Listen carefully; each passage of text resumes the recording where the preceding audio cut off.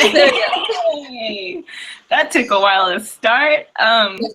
Hello, this is Off the Post, and I'm Karen. This is Jackie right here. And we are going to do an opinion piece of sorts. We're going to talk about some big news that came out last week, I think it was, and it took us about a week to recuperate. But Kim Little has officially been transferred to Arsenal in the FA WSL. So we're going to talk about what that means for Seattle, what that means for Arsenal. They're going to win a lot.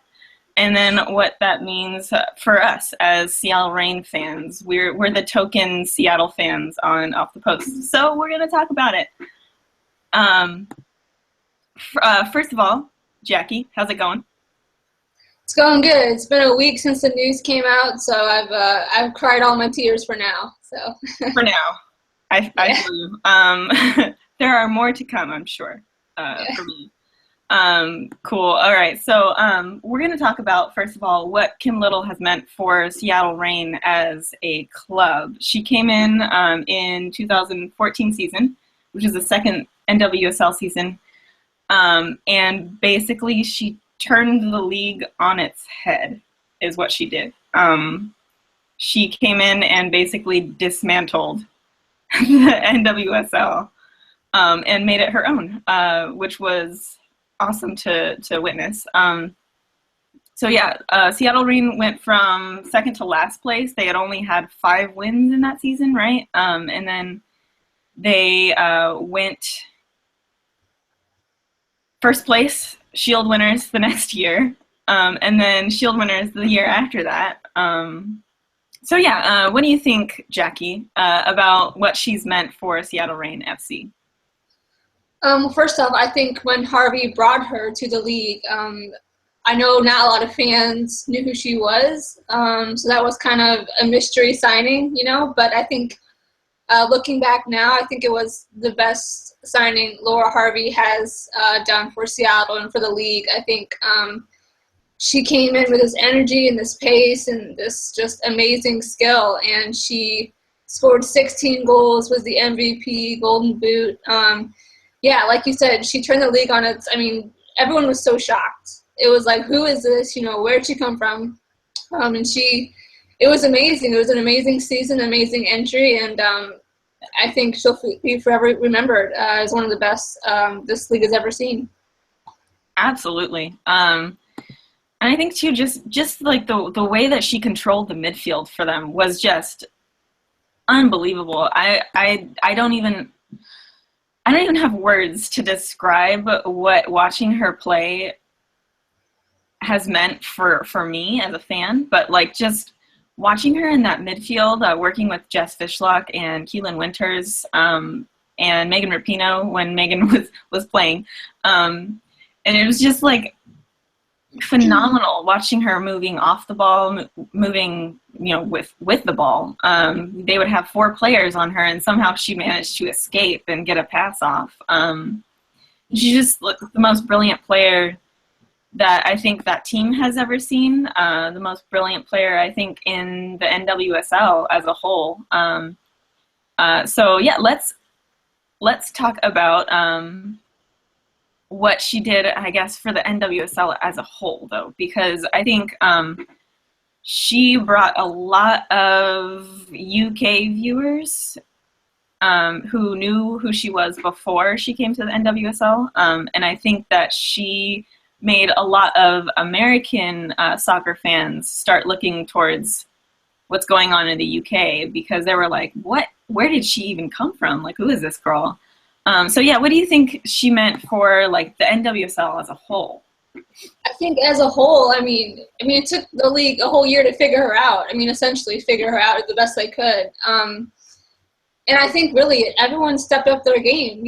She came over from England and Scotland, and I think once they realized how good players, over there were progressing, I think everyone just stepped their game up, and it made the league better. Whether it was better defending, trying to, even better offense around the league. I think everyone looked, like, okay, look what she's doing. Let's step our game up. And I think eventually, yeah, she didn't score as many goals the next 2 years, but she still scored plenty of goals and she still contributed heavily. She was just a great player like that. But I think for the league, I think worldwide, it really helped get us some recognition, you know.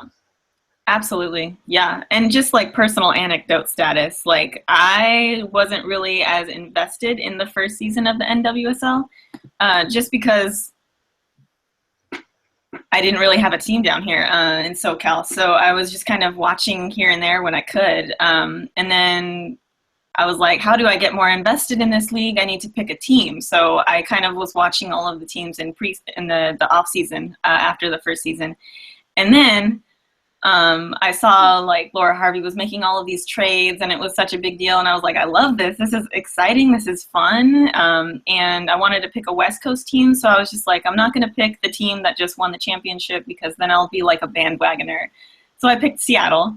And Hope Solo and Megan Rapinoe are two of my favorites. So that was why I picked Seattle. And then all of a sudden, Kim Little, the first game, Kim Little plays. And I was just like, all of a sudden, my like soccer eyes just like exploded and like my heart grew like 10 sizes for women's soccer. And like just watching her in that first season just like made me so invigorated to watch the entire league, to watch other leagues, to watch what's going on in other countries like Scotland and England. And it was just like, it was an explosion of enthusiasm from me just from watching this one player play. So, I mean, she was huge, huge, huge. And that kind of goes into like what she means for Seattle fans. I mean, I think the Seattle fans who were at the games every single week were like in love with Kim Little. And I don't know why you wouldn't be. I think people who aren't even Seattle fans recognize when they watch her, they're watching somebody who is phenomenal. And in my opinion, the best player in the world. So she's like a little sorceress running around on the field. But yeah, what do you think, like as a fellow Seattle Reign fan, like what do you think she has meant just for you as a fan of the team? Well, for me, I think one thing I noticed over the last 3 years was her pure passion for not only, you know, Seattle, but the league. You know, when she stepped on the field, anything could happen. And I think I finally got to watch her play in person this past summer for the first and last time when I played KC. And it was amazing to watch her not only play, but communicate the way she moved, and the way everyone just was on the same page. And, you know, I'm blessed to say I got to watch her play in person, but, you know, even on TV and on the YouTube streams, you can tell that she's incredible the way she moves with the ball. I mean, she's so tiny, but she's very quick and she can fit in the smallest spaces. And I think her impact definitely is left in the league and on me as well. Absolutely. Yeah, just watching her play is just, if someday I'm going to get to watch her play in person, whether I have to go to England to do it or not, I am going to do it and it's going to be great. But yeah, she has left a huge impact on the fans of NWSL and Seattle Reign FC for sure. So she's moving to Arsenal now. Her new team, but I mean, I think it's safe to say she started out at Arsenal. They kind of raised her. They picked her out when she was like really young. They raised her a little bit, and then Seattle Reign took her and made her the well-rounded player she is. And then she came back to Arsenal now. So we'll see what happens in the years beyond this year. But yeah, she's an Arsenal player now. What do you think that is going to mean for Arsenal? I think it's huge because when in her first stint, she had, 93 appearances and 81 goals, which obviously is why Seattle signed her and Harvey had interest. But I think for the second stint, you know, she's been there before. She has players like Kelly Smith, Casey Stoney, Jodie Taylor, Farrah Williams. I think it's very exciting for fans who were fans even before she came, you know, way back. And I think now it's definitely a new kind of excitement. You know, what's she going to do with the players now? What kind of chemistry is she going to have? And for the coaches in the league, I think it's very, very exciting. Yeah. I'm definitely going to have to see about getting some links to start really paying attention to what's going on over there, because I need to keep watching Kim Little. Even though I can't see it on YouTube every single week, it's gonna be hard, but I'm gonna keep watching, for sure. So yeah, let's see what else I'm gonna talk about. So yeah, she's gonna basically dismantle, I think, the FA WSL single-handedly, especially with the players that are around her. It's gonna be insane. I mean, she got NWSL MVP in 2014. She got first team best 11 in 2014 and 15. And I think she got second team this year, right? So, I mean, she's still up there, even though her team didn't make it into the playoffs. But yeah, what do you think this is going to mean for Seattle Reign moving forward without Kim Little?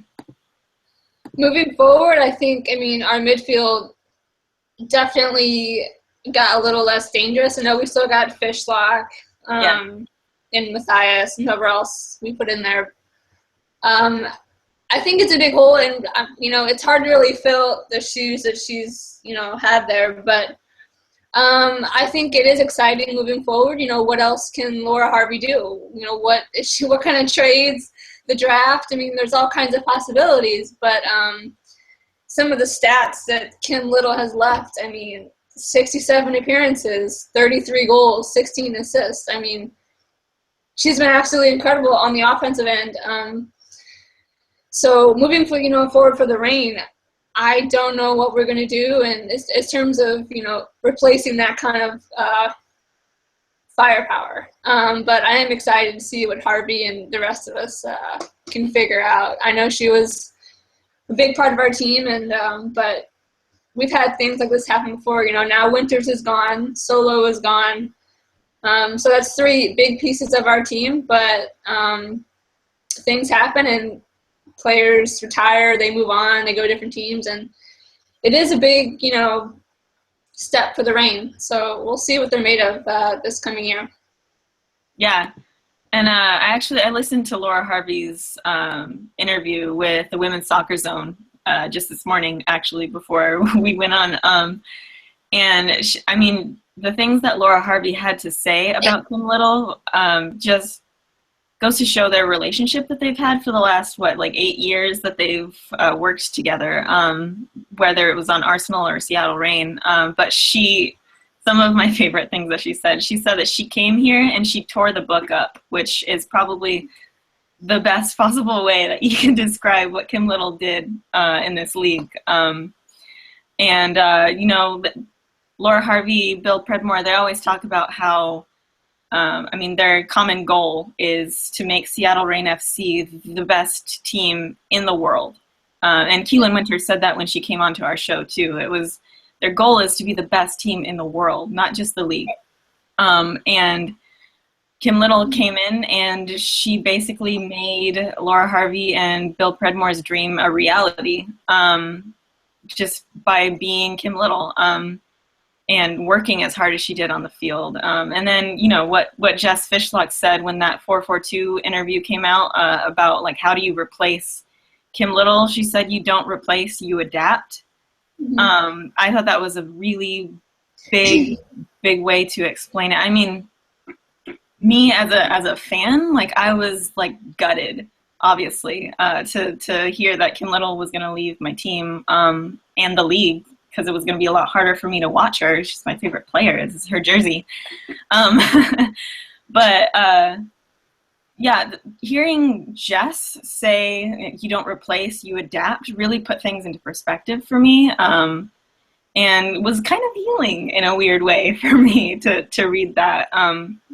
I think that both Laura and Jess Fishlock, who I don't know how much longer her contract is viable for Seattle Reign. I don't know when she's going to have to renew, if she's going to renew, but I know that maybe last year or the year before she did a new 3-year contract or something like that. So Jess is going to be there for at least this next season, maybe the season after. So I know that Laura and Jess are really excited because they have kind of a clean slate to start this midfield on. They get to work together to figure out how to move forward and adapt. And, you know, this is going to make Seattle unpredictable again. I think in the last couple of years, I know Jen Hayes has said this before in episodes, but in the last couple of years, they've kind of gotten the same backbone in their midfield.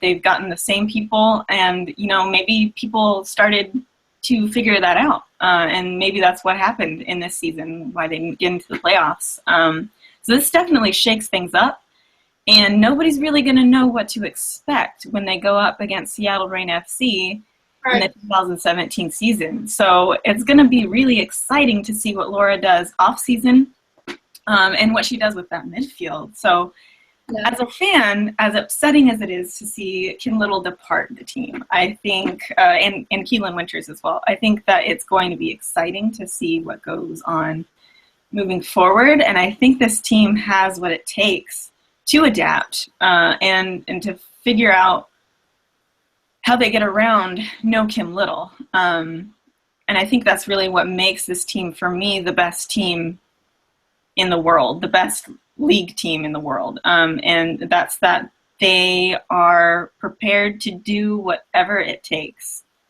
to fulfill Laura Harvey and Bill Predmore's dream. They're all on the same page. They're all working hard. And Laura said in the interview too, like, everybody shows up at training. Every single training, everybody shows up every single time. So I think that's just what makes this team great. And I think even without Kim Little, they're going to continue being great. But yeah, there's going to be a huge hole, like you said, for sure.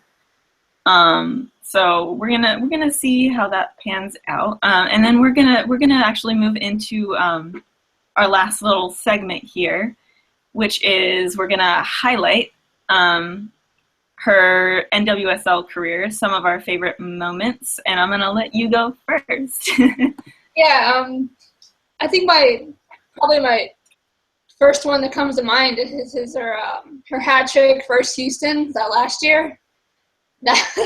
Yeah. I mean, the whole game was pretty incredible to watch, but when she took on, I mean, the entire Houston midfield defense 3 times, that was very, very special. And I think that's when it was like, are you serious? I mean, how is she even real? But yeah, that game against Houston was pretty special. And I think for me, that'll always be a memory that I can talk about and share with my fellow soccer friends. But yeah, the hat trick versus Houston was very special. I mean, her power, her technique, her skill, it was all on display in that game. And I think her going home it makes sense. I mean, yeah, it's pretty sad and pretty bumming, but it makes sense. You know, the Euros are next year. She's closer to home. But in regards to that, I think it's exciting for Arsenal and their fans. And I think I can be an Arsenal fan. So, hell yeah. Yeah, the hat trick versus. Okay, cool. Yeah, the hat trick. That was on my list as well because that was phenomenal, and it was on TV, so everybody was watching on TV, saw her hat trick, saw what she's capable of, and I think that really brought a lot of people into the NWSL. It was epic. But yeah, I'm definitely gonna be an Arsenal fan now. Still gonna support Chelsea ladies, but I gotta follow Kim. I gotta follow my little. But yeah, my favorite moment, besides the Houston hat trick, because it was amazing, but my favorite moment was in the semifinals. I think in the 2014 season was when it happened. But that was that amazing game with all of the penalties that happened and all of that stuff. And they called back the first penalty that Kim Little took. I don't really remember why. If somebody encroached or what, but they pulled back the first penalty that she took, and then Ashlyn Harris was trying to do a Hope Solo, intimidate or confuse her. She was trying to point to the corner that she was like, all right, go in that corner, and Kim Little just totally ignored her completely, and then just calmly walks up and just bloop, sinks it again, easy.